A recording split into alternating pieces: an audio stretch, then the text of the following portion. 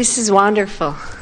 You know why it's wonderful? Because I don't really have a question, only because I said, I'm going to practice what I've been studying or learning from Abraham-Hicks for about 2 years now. And slowly, I'm really getting it. And I said, let me just show them. I'm excited because, let me show them that a lot is possible by just following what they're telling us. And slowly, I started by manifesting seats in the subway. I live in Manhattan. And just before I go in, I go, I'm going to do this. And all of a sudden, people just get up and give me their seats. It's fantastic. I can't do it every day, but I also learned one other thing. Just like you just said earlier about how your dreams are your own manifestations to yourself, I have decided on very good days, and it happens beautifully. I wake up in the morning and I say, I had dreams. I don't remember my dreams, but today is also a dream. So I just start by going downstairs, having breakfast, having my, wonderful husband just say, I sort of like choreograph the whole thing. And then it's really like magic. And then I go, wow, why didn't I learn this before? But it's so magnificent that, like, when I was a child, I always wanted to be an artist and a writer. And I studied art, and I'm a professional artist. And then I started writing art reviews. Can you imagine a person with my accent and the fact that I'm not even an American, that I express myself lucidly and clearly enough that I can articulate sufficiently to have people read my reviews. And I'm so happy about all this. And believe me, you might all think that I'm being rather bizarre sitting here saying this, but it's not. It's really all of a sudden something within me clicked. I said, well, if what they're saying is absolutely true, then I have to change the way I'm thinking so that I can realize some possibilities out there. Because I was always open to spiritual stuff, and I never had a religion, but I always felt that there was magic out there. Anyway, so I've connected. Now, I do have a couple of questions. Now, before you go further, we want to talk about this just a little bit, because she speaks with such ease, doesn't she, about creating a scenario from an attitude of expectation that it will unfold. And so, of course, it does. What we're talking about these virtual realities is how you bring yourself first to that place of that expectation. In other words, you are expressing an advanced projection of clear thought. And one of the reasons that you are able to articulate your thoughts in such a clear way that they manifest is because you have, from your other language, had to learn to focus very precisely to convey in your words of English so that others would hear them. And in that process of converting other languages to the language of English, you've learned the power of focus. And now as you focus your thought, it comes easily. And that's what we're encouraging you to practice. You get the sense of it? In other words, it's just a matter of learning to practice. And the reason that it is seemingly coming so easy for her, this visualization stuff, is because she had already learned how to focus her mind through the language stuff. Yes. Yeah. It's wonderful. All right. I have a couple of questions. Earlier you told my husband that he was an angel. Am I an angel too? No.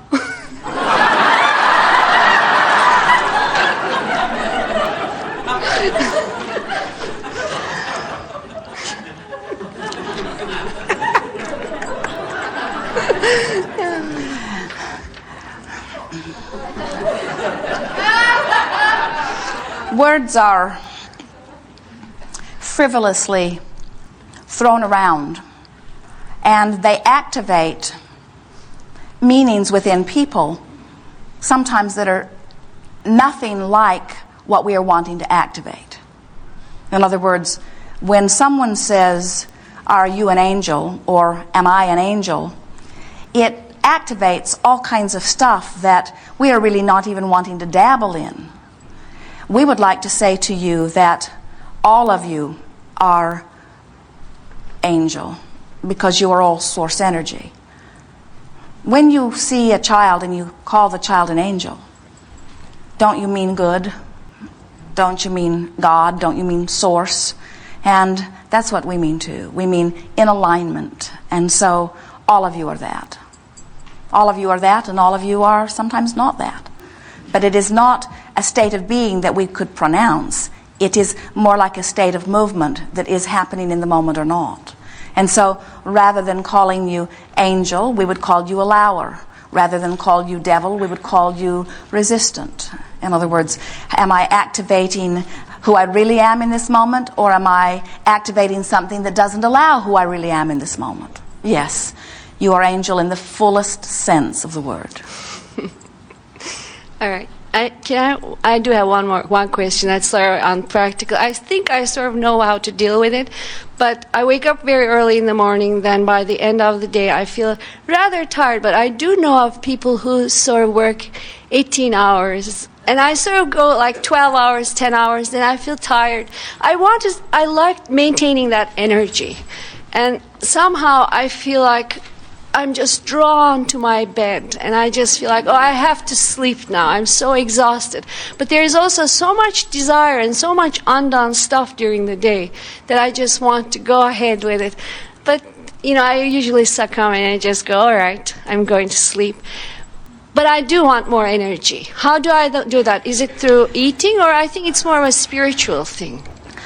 Well, energy in the truest sense of the word is tied in with desire. And so if you have desire, then you feel that inspiration or that motivation to move forward. And anything that feels like the opposite of that energy in the way that you mean it, that feeling of alertness or that feeling of motion forward or that feeling of eagerness, anything that is muting that, we would say is a loss of momentum, which can be about petering out of desire, or it can be about changing desire, or it could be about resistance. In other words, think about it. Think about this energy, this momentum. That's a good word for it. Let's think about my physical, human momentum during the day. So now think about any momentum.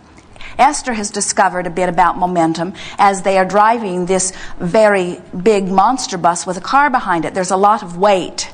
Many, many tons of weight. And as they are moving down steep curves, she really takes notice of those highway signs that show the trucks, and it will say 6% grade or 8% grade or 9% grade. And when it says that, Esther knows to put that vehicle in a much lower gear because it's too much momentum for the brakes to hold all of that weight back. So if you are moving and you have momentum going, Jerry used to tell a story about pushing a car from a stopped position, and at first you have to give it everything you've got, but once it begins to move along, there's something about the momentum that is carrying it. And so there are three factors that could be causing a diminishment of your feeling of energy. One is a change of directions. In other words, you know how your momentum can be changed just by changing directions. The other is by a lessening of desire, which slows the incline, so to speak. And the other is by thinking a thought that is resistant in nature, which is like putting the brakes on. And so we could not give any hard and fast rule about how much you should sleep or how much you would want to sleep, but we do know that when you are fired up about something that is really exciting to you, that there is more energy longer, and that most of the feeling of slowdown comes when you look at the clock, or when you realize how much time has passed, or when you think of other things that you've neglected that you haven't been tending to while you've been tending to that. In other words, what we notice is that it is an insertion of an expectation that aggravates a vibration of resistance that causes your greater slowdown. Yeah. If you lived in a timeless world where you were not trying to keep track of how much you're getting done in what period of time, we think that a lot of resistance would evaporate from your experience. And so the feeling of energy is about connection. The feeling of dragging yourself along with no energy is about resistance. And if you will always hold that as your first thought relative to the subject of your physical energy, then you will always understand that when you're connected, you are inspired to things that keep you in that place. In other words, when you're connected with who you really are, you're inspired to have some water, you're inspired to move your body, you're inspired to eat something, you're inspired to change your focus, you're inspired to move about. In other words, you're inspired to the sequence of events that keeps you in that place.